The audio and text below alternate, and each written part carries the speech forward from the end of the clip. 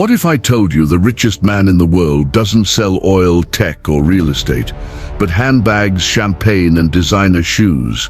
Sounds ridiculous, right? How can luxury, something most people can't even afford, become a trillion-dollar empire? Well, this is the story of Bernard Arnault, the man who turned elegance into an empire and controversy into cash flow. He was once laughed at, ignored, even hated. But while others chased trends, he quietly bought the brands that defined them.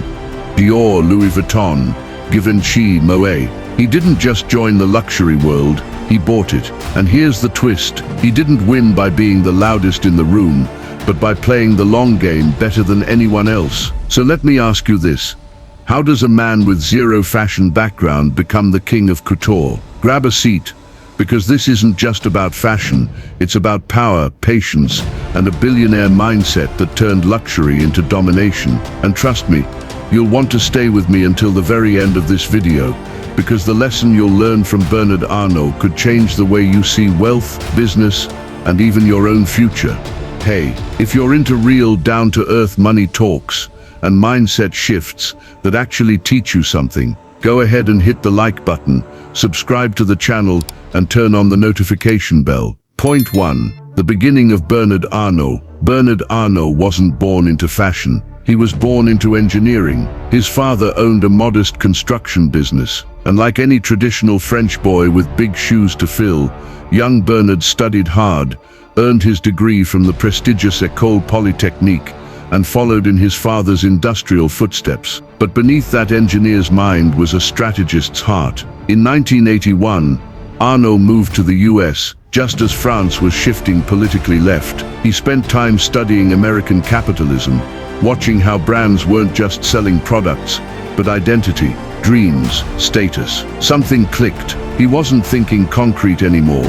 He was thinking couture. Point 2. The risk that changed everything. Most people remember Steve Jobs for taking back Apple, but in France, 1984 belonged to Bernard Arnault. That year, he took a massive gamble. Using money from his family business and some strategic investors, he bought a nearly bankrupt textile company named Boussac. Most saw it as financial suicide, but buried in the ruins of Boussac was a golden ticket. Christian Dior. Yes, that Dior. People thought he was crazy, buying a failing textile group just for a fashion label. What they didn't see was that Bernard wasn't buying clothes, he was buying legacy. He wasn't chasing profits, he was chasing power. Point 3. The birth of a luxury empire. By the late 1980s, Arnault had control of Dior, but he wasn't done. He looked at LVMH, a newly formed conglomerate of Louis Vuitton and Moët Hennessy, and saw disorganization, ego battles, and opportunity. He quietly started buying shares, silently, strategically, one by one, and in a dramatic boardroom battle, worthy of an HBO series, he outmaneuvered executives and hostile stakeholders, and in less than a decade, Bernard Arnault went from outsider to overlord. Point 4. The genius strategy behind LVMH. Most CEOs run companies. Arnault built an ecosystem. He realized something profound. Luxury isn't about price, it's about perception. He didn't just buy brands, he nurtured them, protected them, and never diluted their value. He let each brand operate independently, preserving their heritage while giving them world-class business backing.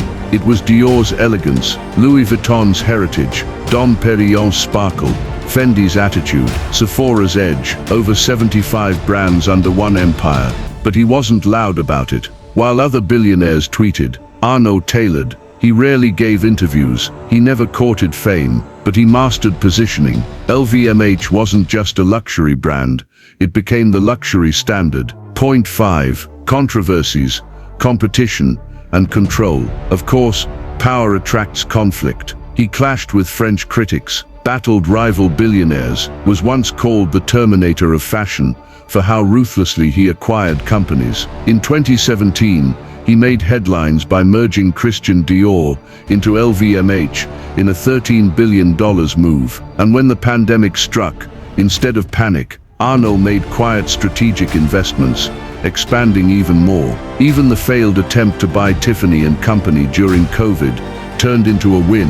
He renegotiated the deal, bought it cheaper, and brought America's most iconic jeweler into his portfolio. In the chaos, others lost billions. Arnault gained market share. Point 6. Family, legacy, and the long game. Bernard wasn't just thinking about the next quarter, he was thinking about the next generation. His 5 children all work inside LVMH, each overseeing parts of the empire. But this isn't just nepotism, it's legacy planning. He's preparing the next rulers of luxury, and his philosophy: luxury goods are not created to meet a need, but to create desire. That's not just business, that's art. Finally, in a world obsessed with tech, Bernard Arnault became the richest man alive without writing a single line of code. While Silicon Valley builds the future, he sells a timeless past, refined, handcrafted, steeped in history. He didn't invent new technology, he perfected old aspirations.